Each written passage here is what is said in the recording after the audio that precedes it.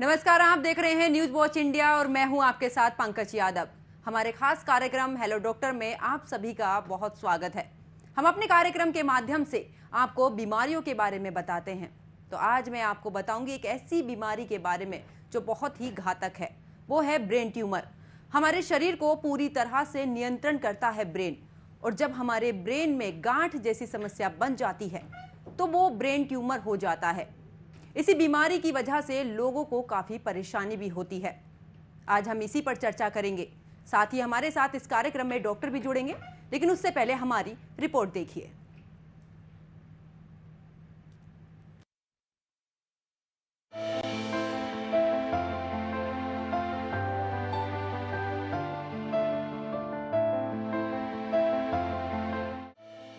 Cancer की तरह brain tumour भी जीवन घातक बीमारी है। समय रहते इस बीमारी का इलाज करने पर जीवन को बचाया जा सकता है, लेकिन गंभीर बीमारी के लक्षण पता नहीं होने पर समय हाथ से निकल जाता है। ब्रेन ट्यूमर क्या होता है, इसके बारे में बताते हैं। दिमाग में करीब 100 करोड़ ब्रेन सेल्स होती हैं, जिसकी मदद से मस्तिष्क काम करता है। लेकिन कोशिकाओं का नियंत्रण बिगड़ने से दिमाग के सेल्स नष्ट होने लगते हैं और वो कैंसर के रूप में फैलने लगती हैं। इससे हमें ब्रेन ट्यूमर हो जाता है।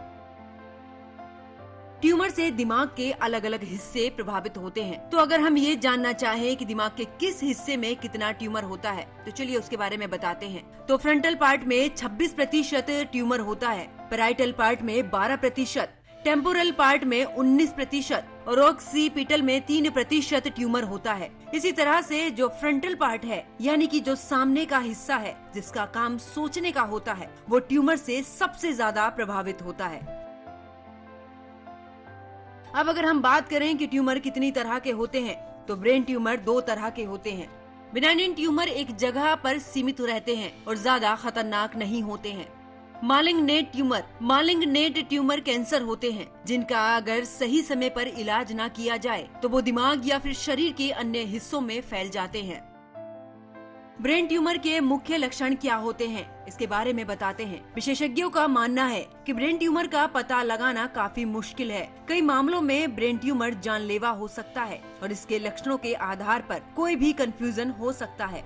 उदाहरण के लिए लगातार सिर दर्द और कोऑर्डिनेशन संबंधित ब्रेन ट्यूमर के 2 सामान्य लक्षण हो सकते हैं। ब्रेन ट्यूमर के लक्षण वयस्कों और बच्चों में अलग अलग हो सकते हैं।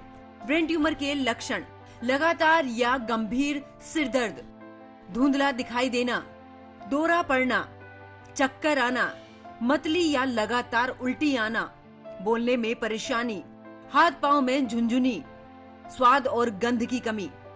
ब्रेन ट्यूमर के मुख्य कारण: रेडिएशन, केमिकल और पेस्टिसाइड। आप जहां काम कर रहे हैं वहां कितने केमिकल हैं, कितने पेस्टिसाइड हैं या फिर रेडिएशन है, उन पर निर्भर करता है। डाइट: आप जो खाना खा रहे हैं उसमें कितना फैट है, अल्कोहल है या फिर स्मोकिंग पर भी निर्भर करता है। जेनेटिक: अगर आपके परिवार में किसी को ब्रेन ट्यूमर है तो आप में भी होने की संभावना बढ़ जाती है। ट्यूमर की बीमारी कोई ऐसी बीमारी नहीं है जिसका इलाज संभव ना हो। अगर किसी व्यक्ति को ट्यूमर हो गया तो उसका इलाज हो सकता है, लेकिन हमें अपनी सेहत का ध्यान तो रखना ही है। जो चीजें हमारे लिए फायदेमंद होती हैं, हमें उसका सेवन करना चाहिए, और जो चीजें नुकसान पहुंचा सकती हैं, उन्हें अपनी डाइट में शामिल नहीं करना चाहिए। ट्यूमर के मरीज को इस बीमारी में क्या चीजें नुकसान पहुंचा सकती हैं, उससे बहुत ही परहेज करना चाहिए, जैसे तंबाकू या फिर अन्य चीजें। हमें अपना ख्याल खुद रखना चाहिए ताकि ट्यूमर जैसी बड़ी बीमारी से बच सके। Bureau report, news watch India.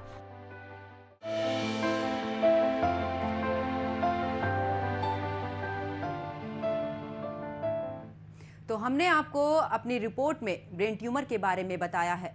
तो वहीं इस बीमारी से कैसे बचें, इसको लेकर भी हमारे साथ इस कार्यक्रम में जुड़े हैं न्यूरोलॉजिस्ट डॉक्टर बिप्लब दास। डॉक्टर बिप्लब दास, आपका बहुत बहुत स्वागत है न्यूज वॉच इंडिया पर। मेरा सबसे पहला सवाल डॉक्टर साहब, जिस तरीके से ये ब्रेन ट्यूमर आखिरकार है क्या और किस तरीके से ये बढ़ता है? So can you hear me up? Hello. मेरी आवाज तक आप तक आ रही है? आवाज में थोड़ा सा प्रॉब्लम आ गया। I'm not able to hear properly. I'm logging again. Doctor Viplav Das, सबसे पहला सवाल मेरा यही है कि जो ब्रेन ट्यूमर है वो आखिरकार है क्या? Hello. फिर से एक बार संपर्क करने की कोशिश करेंगे। तो देखिए, जो ब्रेन ट्यूमर है उसके लक्षण कैसे होते हैं वो हम आपको ग्राफिक्स के जरिए दिखा रहे हैं। दौरा पड़ना, चक्कर आना, मतली या लगातार उल्टी आना, ये तमाम तरह के जो लक्षण हैं वो ब्रेन ट्यूमर के हैं। ये काफ़ी घातक बीमारी है जो समय रहते अगर इसका इलाज नहीं कराया जाए तो मरीज की जान भी जा सकती है। तो ब्रेन ट्यूमर के मुख्य कारण देखिए, डाइट, जेनेटिक, दो तरह का होता है ब्रेन ट्यूमर।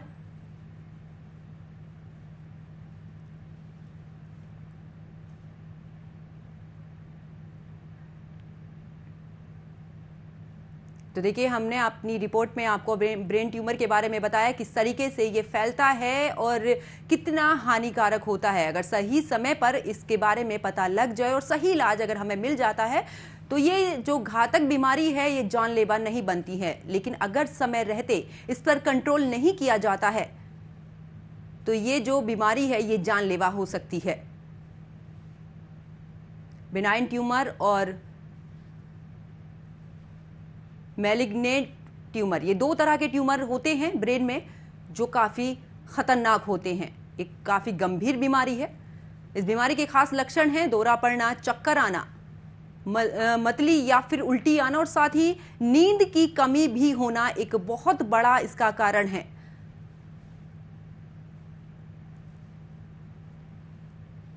तो हमारे साथ एक बार फिर से डॉक्टर विप्लव दास जुड़ चुके हैं। बहुत बहुत स्वागत है डॉक्टर साहब हमारे न्यूज वॉच इंडिया में। आपका पहला सवाल कि जो ब्रेन ट्यूमर है आखिरकार ये है क्या और किस तरीके से ये बढ़ता है?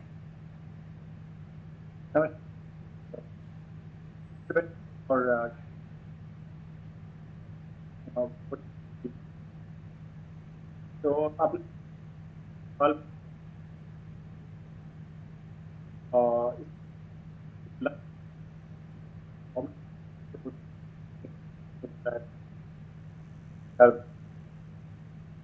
हाथों पाँव में जिसको या तो ये सारा कमल है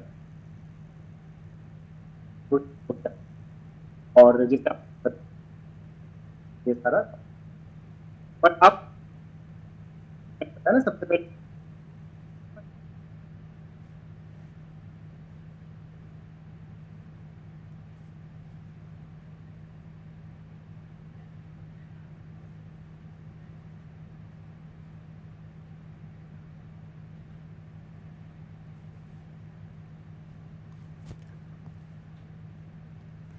तो देखिए, एक बार फिर से डॉक्टर विप्लव दास से जुड़ने की कोशिश करेंगे। तो देखिए, हम आपको बता रहे हैं जो ब्रेन ट्यूमर है वो कितना खतरनाक है, इसके क्या लक्षण हैं, किस वजह से ये बढ़ता है, ये तमाम तरह की जो जानकारी हम आप तक पहुंचाएंगे। एक बार फिर से हम अपने डॉक्टर का जो है जुड़ने की कोशिश करेंगे। तो देखिए, जो ब्रेन ट्यूमर है वो काफ़ी खतरनाक है। इसके सबसे ज़्यादा जो सिम्टम्स हैं, सबसे पहले अगर देखा जाए तो जो सिर दर्द होता है वो बहुत ही ज़्यादा होता है। अगर बात की जाए इंसान के, जब ये सिर दर्द होता है तो वो धीरे धीरे जो उसकी मेमोरी है उस पर भी उसका असर पड़ना शुरू हो जाता है। उल्टियाँ आना, लगातार चीज़ों को भूलना, रंगों को जो पहचानने की क्षमता होती है वो कम हो जाना, ये तमाम तरह के जो लक्षण हैं वो ब्रेन ट्यूमर में नज़र आते हैं। अगर समय रहते इस बीमारी पर पता लग जाता है और उसका सही इलाज अगर हमें मिल जाता है तो हम इस बीमारी से बच सकते हैं। हालांकि ये काफ़ी खतरनाक बीमारी होती है। तो ब्रेन ट्यूमर के हम आपको लक्षण बता रहे हैं। स्वाद और गंध का चले जाना, ये इसका मुख्य कारण भी है, ये लक्षण भी हैं। और सबसे मुख्य कारण ये भी हैं कि डाइट और जेनेटिक, अगर हमारी डाइट अच्छी नहीं होती है तब भी हमें इस तरह की समस्याओं का सामना करना पड़ सकता है। तो एक बार फिर से डॉक्टर विप्लव दास हमारे साथ जुड़ चुके हैं। डॉक्टर साहब, बहुत बहुत स्वागत है आपका न्यूज वॉच इंडिया पर। मेरा पहला सवाल यही कि जो ब्रेन ट्यूमर है वो आखिरकार है क्या? हाँ, सो ब्रेन ट्यूमर जो बॉडी में, शरीर में कहीं पे भी जैसे ट्यूमर होता है, ब्रेन में भी ट्यूमर हो सकता है। और जो ट्यूमर है वो नॉट नेसेसरीली कि ये कैंसर है। तो ब्रेन ट्यूमर उन भी कुछ भी ऐसा होता है जो बेनाइन ट्यूमर्स भी हो सकता है या मैलिग्नेंट ट्यूमर्स भी हो सकता है, जिसको मैलिग्नेंट ट्यूमर्स को जिसको हम आम आदमी हमने जो बोलते हैं कि कैंसर है।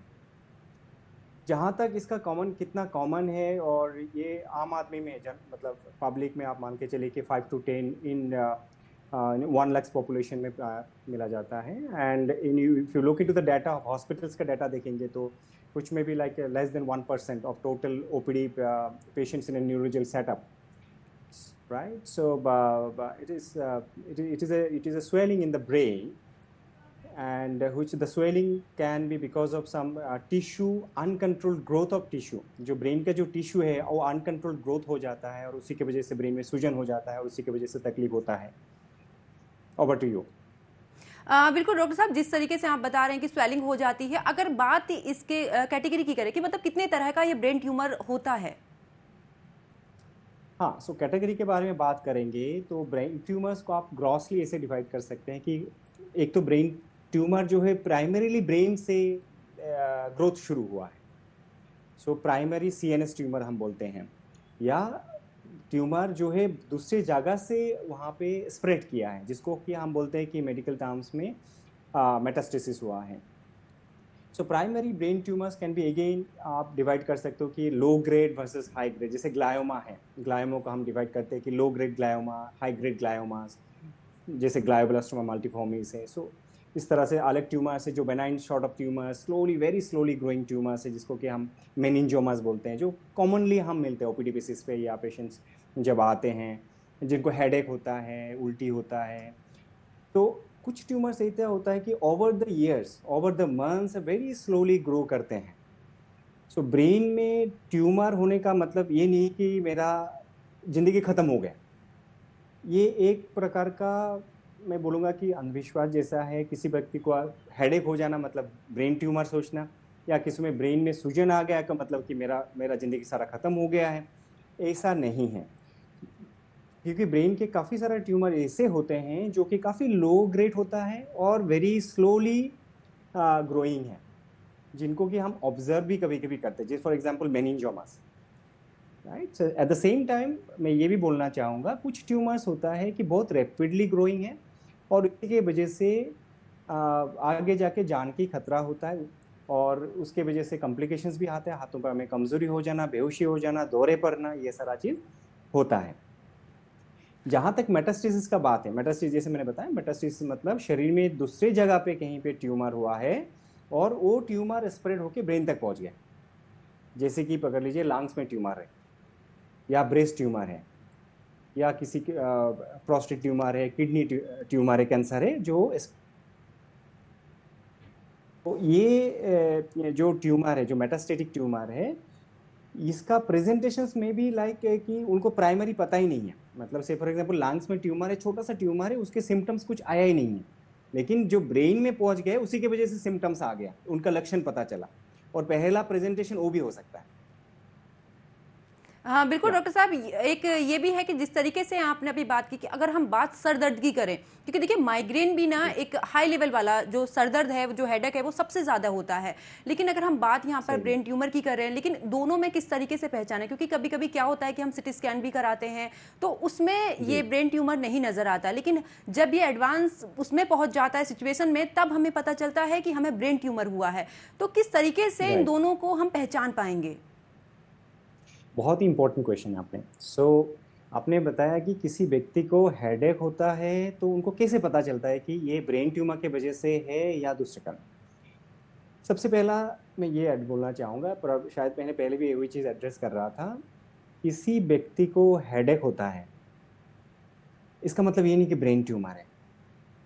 आप 100 व्यक्ति जिनको हेडेक लेके आए हैं, जैसे मेरे ओपीडी में आते हैं, बाकी क्लिनिक्स में आते हैं या हॉस्पिटल का डाटा देखेंगे, उसमें लेस देन 1% भी होगा जिनको ये हेडेक जो है वो ब्रेन ट्यूमर की वजह से हुआ है।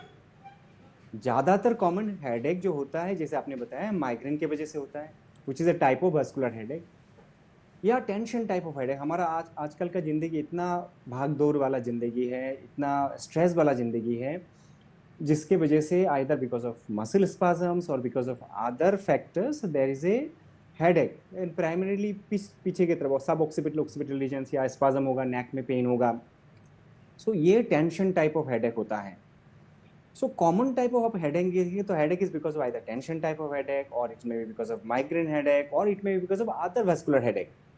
Okay, so headache जो होता है ट्यूमर के वजह से हेडेक होना, among the headache मतलब 100 पेशेंट का आप हेडेक पकड़ लीजिए, उसमें से ट्यूमर का कंट्रीब्यूशन कितना है तो वो देखेंगे तो काफी कम मात्रा है, less than 1%। But at the same time किसी व्यक्ति को ट्यूमर है और उसका प्रेजेंटेशन, उसका लक्षण क्या है हम बात करें तो उसका लक्षण में मोस्ट कॉमन लक्षण में से एक है कि हेडेक। बट उनका जो हेडेक का कैरेक्टर जो है वो थोड़ा सा अलग होता है as compared to the migraine headache, as compared to the tension type headache. जैसे कि जिनको ट्यूमर के वजह से हेडेक है यूजुअली उनको मॉर्निंग में ज़्यादा होता है, सुबह सुबह ज़्यादा होता है, और डाल एकिंग पेन होता है, मतलब पर्टिकुलर रीजन पे ब्रेन में से फॉर एग्जांपल सर में, राइट साइड में, लेफ्ट साइड में हो तो एक डाल एकिंग पेन होता है जो कांस्टेंट पेन होता है। वेरेज वास्कुलर हेडेक, माइग्रेन हेडेक जो होता है कोई पर्टिकुलर ट्रिगर पॉइंट होता है, जैसे भी आप धूप में चला गया, ब्राइट लाइट्स हो गया, बहुत ज़्यादा साउंड चल रहा है, तो इस तरह का ट्रिगर पॉइंट्स होता है, और ट्रिगर पॉइंट के बाद उनको हेडेक शुरू होता है। और हेडेक जो होता है बहुत ही थ्रॉबिंग, शार्प शूटिंग पेन जैसा हो सकता है, और हेडेक का इंटेंसिटी बढ़ता है, then it reach to and plateau, और उसके बाद रह के फिर धीरे धीरे फर्क पड़ता है, मतलब दवाई नहीं लेंगे तो फर्क नहीं पड़ता है। और उनको जिनको माइग्रेन होता है तो उनको लगता है कि मैं कहीं पे मतलब अंधेरा एरिया में जाके चुपके से बैठ जाऊं, आराम से बैठूं और रिलैक्स करूं, या नींद के बाद उनको बेटर हो जाता है। Whereas in patients who are having brain tumour और उसके वजह से हेडेक हो रहा है, तो जैसे मैंने बताया कि डाल एकिंग पेन होगा, बहुत ही जैसे पेन, नैगिंग पेन होते रहता है, कंटिन्यूस पेन होगा, और यूजुअली जैसे जिस एरिया पे ट्यूमर है उसके ऊपर सुपर उसी एरिया पे यूजुअली हो सकता है, ऑल्दो रेफर्ड पेन भी हो सकता है, जैसे सुबह सुबह पेन हो सकता है। उसके वजह से विजन जो है, आंखों के रोशनी में थोड़ा सा प्रॉब्लम आ सकती है, स्पेशली अर्ली मॉर्निंग में। ये होता है क्योंकि उनको ट्यूमर की वजह से ब्रेन का जो प्रेशर है वो बढ़ सकता है, और उसी की वजह से विजन जो ब्लर्ड हो सकता है, या उनको देखने में कोई पर्टिकुलर एरिया में विजन का जो फील्ड है उस फील्ड में देखने में मुश्किल हो सकता है। पकड़ लीजिए कि हमारा ब्रेन का जो एरिया है, ऑक्सीपिटल पार्ट जो पीछे का एरिया है, उसे इन्वॉल्वमेंट होगा, तो उसके वजह से उनका सिम्टम्स देखने में मुश्किल हो सकता है। सो इट विल डिपेंड कि ब्रेन का कौन सा एरिया में ट्यूमर है, और क्योंकि हमारा ब्रेन का अलग अलग एरिया का फंक्शंस अलग अलग है, सो हेडेक या उसके साथ बाकी जो सिम्टम्स है वो भी उसी के हिसाब से प्रेजेंटेशन होता है। बिल्कुल डॉक्टर दास, जिस तरीके से आप बता रहे हैं कि जो ब्रेन का अलग अलग जो जगह है जो है, इस तरीके से वो जो ट्यूमर होता है वो अलग अलग जगह पर होता है, लेकिन अगर देखा जाए तो हमारे ब्रेन में 4 पार्ट में ये बटा होता है। अगर हम 4 पार्ट की बात करें तो कौन सा ऐसा पार्ट है जहां पर जो ये ट्यूमर होता है वो सबसे ज्यादा खतरनाक होता है? ये एक्चुअली ये रेदर देन कि कौन सा पार्ट है, इससे ज़्यादा इम्पोर्टेंट मैं बोलूँगा कि किस प्रकार का ट्यूमर है ना। जैसे कि मैंने पहले बताया कि low grade tumour, benign tumour या मेनिंजोमा जैसा है, कहीं पे भी हो, आपको कौन सा जगह पे है, बट ये बहुत ही स्लोली ग्रोइंग ट्यूमर है। बट से फॉर एग्जांपल ग्लायोब्लास्टोमा, जीबीएम जैसा ट्यूमर है ना, सो ये बहुत ही हाई ग्रेड ट्यूमर्स है। सो रेदर देन लोकेशन कि हमारा जैसे हमारा ब्रेन का, just for an idea, so having 2 part, right and left brain है, और एक एक राइट या लेफ्ट में जो सेरेब्रल हेमिस्फीयर है उसको हम 4 डिवाइड करता है, 4 लोब है, फ्रंटल, टेम्पोरल, पैराइटल एंड पीछे वाला ऑक्सीपिटल, तो 4 लोब है। सो इसी एरिया के ऊपर कौन सा एरिया में है उसके ऊपर उनका जो सिम्टम्स है, जो लक्षण है, उसको वेरी करता है, बट उसके हिसाब से इट डज नॉट रियली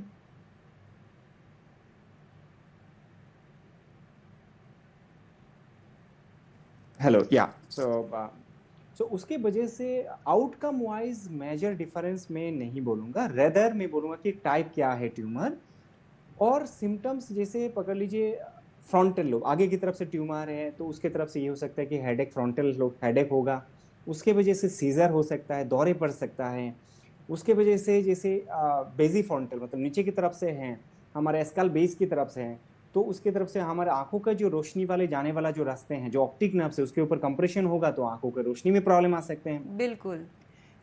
हाँ, सिमिलरली जैसे कि टेम्पोरल एरिया है, टेम्पोरल साइड में है, तो उसके वजह से दौरे पड़ सकते हैं, बट उसका दर्द का जो लक्षण है वो थोड़ा सा अलग होता है, उनका बिहेवियरल चेंजेस हो सकता है, साइकेट्रिक सिम्टम जैसा प्रेजेंटेशन हो सकता है। ऐसा भी हो सकता है कि हमने ये भी देखा है काफ़ी लोग सालों तक उनके जो ट्रीटमेंट होता है उनको साइकेट्रिक ट्रीटमेंट होता है, बाद में जब हम इमेजिंग करते हैं, हमारा ऐसे इस तरह का कोई हाई रेजोल्यूशन इमेजिंग करते हैं, देखते हैं कि ब्रेन में ट्यूमर है, तो प्रेजेंटेशन जो है अलग होता है। जैसे सिमिलरली पीछे की तरफ हो सकता है तो रोशनी में प्रॉब्लम आ सकता है। बिल्कुल। Doctor Yes. साहब, यहाँ पर एक ये भी सवाल है कि देखिए, जो बच्चों में अगर हम बात करें तो क्या बच्चों में जो ब्रेन ट्यूमर होता है और जो बड़ों में होता है, क्या दोनों अलग अलग ट्यूमर होते हैं? हाँ, सो बच्चे का जो ट्यूमर टाइप्स है और ब्रेन एडल्ट के साथ जो टाइप ऑफ ट्यूमर है वो अलग है। तो जैसे फ्रिक्वेंटली जो देखा जाता है, जैसे पकड़ लीजिए एडल्ट में हम मेनिंजियोमास वो सारा ज़्यादा देखते हैं, तो बच्चे में भी। तो if you look into the types of tumour और ग्रेडिंग ऑफ ट्यूमर जो है, बच्चे और बड़ों में फ़र्क है, और उसके हिसाब से आउटकम भी जो है वो भी अलग अलग है। Even the treatment modalities does changes. जैसे कि मैंने बार बार वही मेनिंजियोमास के बारे में हमने हाईलाइट करना चाहिए, क्योंकि मेनिंजियोमास हमने काफ़ी सारा पेशेंट्स देखते हैं कि जो हमारे लिए मेनिंजियोमास के साथ आते हैं, प्रेजेंट करते हैं, और वो लोग काफ़ी परेशान होते हैं कि मुझे मेरे ब्रेन में ट्यूमर है तो उसको क्या किया जाए। हमने ये भी देखा है कि किसी व्यक्ति को लकवा के साथ आता है, पैरालिसिस के साथ आता है, जब आप एमआरआई करते हैं उसमें हमें इंसिडेंटल ट्यूमर्स मिलते हैं, जो इंसिडेंटल बेनाइन ट्यूमर और इंसिडेंटल मेनिंजियोमास जैसे हुआ है, तो उनको हम don't go for surgery. Usually हम सर्जरी के लिए एडवाइस नहीं करते हैं, और रेदर हम उनको ऑब्जर्व करते हैं। सो ओवर द ईयर्स की ग्रोथ कैसा हो रहा है, बहुत ज़्यादा सडनली ग्रोथ तो बढ़ तो नहीं गया है, उसके लिए हमें देखते हैं और ऑब्जर्व करते हैं। And if there is a significant pressure effect, specially for meningioma, if there is any significant pressure effect, जैसे हाथों में पाँव में कमजोरी आ गया है, या उसके वजह से ब्रेन के जो प्रेशर बढ़ गया है, या हाइड्रोकेफलस जैसे ब्रेन में जो पानी का थैली वो बढ़ गया है ना, तो उसकी उसी जगह पे हमने सर्जरी का एडवाइस करते हैं। बिल्कुल, जिस तरीके से हम अभी बच्चों की बात कर रहे हैं कि उनका जो ट्यूमर होता है वो अलग होता है, जिस तरीके से अगर हम देखें कि बचपन में बच्चों को चोट लग जाती है सर में, तो क्या आगे जी। जाकर वो कोई बड़ा रूप ले लेता है? क्या वो खतरनाक ट्यूमर बन सकता है? ये it's there is a grey area I would say. So आपको बचपन में किसी व्यक्ति को चोट लगता है, उसके वजह से आगे जाके ट्यूमर होने का चांस काफ़ी कम है। वो उससे ये हो सकता है कि पकड़ लीजिए किसी को रोड ट्रैफिक एक्सीडेंट हुआ या काफ़ी हाइट से गिर गया है, तो उसके वजह से ब्रेन में जो डैमेज होता है उस समय का, usually there is a significant improvement. उसका जो डैमेज है बचपन जैसे, क्योंकि there is a very good chances that there will be improvement in बचपन में, बट कभी कभी उसका जो डैमेज है ज़्यादा होगा तो उसका एक स्कार बन जाता है, एक मार्क रह जाता है। जैसे शरीर में कहीं पे आपको कट जाए, कहीं पे चोट लग जाए, कुछ मार्क बन जाता है, तो इस तरह का ब्रेन में भी उसका एक मार्क रह सकते हैं, और उसी के वजह से उसी व्यक्ति को बाद में दौरे पड़ सकता है। जो दौरे का जो कारण होता है कि ब्रेन से जो भी सिग्नल्स हमारा शरीर में आता है, जैसे मैं आपसे बात कर रहा हूँ या कोई भी व्यक्ति, सब कुछ हमारा ब्रेन से ही कंट्रोल होता है, सारा सिग्नल ब्रेन से आता है। So brain is the head office. So आप इसको कोई भी नॉर्मल इलेक्ट्रिकल सर्किट के साथ कंपेयर कर सकते हैं, और उसी सर्किट में कोई भी स्पार्किंग होगा तो शरीर में एक झटका आता है। तो इस तरह का ब्रेन में भी कोई डैमेज होगा, जो स्कार होगा, तो उसी कारण के वजह से शरीर में झटका आ सकता है, जिसका मैनिफेस्टेशन जो होता है, जो हम बोलते हैं कि सीजर हुआ, दौरे पड़ गए, एपिलेप्सी हुआ। हाँ बिल्कुल डॉक्टर दास, यहाँ पर एक सवाल ये देखिए, रेडियस की अगर हम बात करें तो आजकल हम मोबाइल बहुत ज़्यादा इस्तेमाल करते हैं, और जो टेक्निकली चीज़ें हैं वो हमसे ज़्यादा संपर्क में रहती हैं, चाहे हम ऑफिस में रहें तो लैपटॉप रहे, क्या इन सब से भी हमारा जो ब्रेन है वो इफेक्ट होता है? क्या इससे भी कुछ चांसेस बढ़ते हैं ब्रेन ट्यूमर के? ये प्रैक्टिकल क्वेश्चन है, एंड काफ़ी लोगों ने हमसे भी पूछते हैं जब भी ओपीडीज में हमें देखते हैं। इवन अभी मैं ओपीडी में ही बैठा हूँ बात्रा हॉस्पिटल में। सो ये एक देखिए, जो साइंटिफिक प्रूवन डेटाज हैं, there are some doubt, it is not yet very well proven that कि radiations either because of mobile हम इतना फ्रिक्वेंटली आजकल यूज़ करते हैं उसके वजह से कोई ट्यूमर हो सकता है, नहीं हो सकता है. But there is a maybe, I mean we need more data. जो भी साइंटिफिक डाटा है, जो आगे डाटा है, ये काफ़ी अर्ली डाटा है. सो आगे जाके हमें बहुत डाटा एनालिसिस करने की ज़रूरत है कि जो मोबाइल रेडिएशंस या लैपटॉप के रेडिएशंस के वजह से कोई ट्यूमर के प्रीडिस्पोजिशंस हो सकता है या नहीं हो सकता है. But it is always better to take a precautions. I will advise in terms of like using mobiles and all. So say for example, it's better to use a landline phone, or whenever using mobile continuously over hours to hours, थोड़ा सा avoid करना better रहेगा, क्योंकि we don't have any concrete data regarding safety and this. And there is some gray area, I would say, although it needs more investigations and all this thing. बिल्कुल, बहुत बहुत शुक्रिया doctor दास, आप हमारे साथ जुड़े और आपने तमाम तरह के जो सुझाव हैं, जो तमाम तरह के समाधान हैं, जो लक्षण हैं, वो हम तक पहुंचाए हैं, उसके लिए आपका बहुत बहुत शुक्रिया. तो आज के हमारे कार्यक्रम में ये ब्रेन ट्यूमर को लेकर था, जिस पर हमने आपको ये डॉक्टर के माध्यम से तमाम तरह की जो सलाह है वो आप तक पहुँचाई है, जो इसका ट्रीटमेंट है उन सभी बातों को आप तक पहुँचाया है. अगले कार्यक्रम में फिर मैं एक नई बीमारी के साथ हाजिर होंगी, एक नए समाधान के साथ हाजिर होंगी. तब तक अपने और अपनों का ख्याल रखिए. मुझे दीजिए इजाज़त. नमस्कार.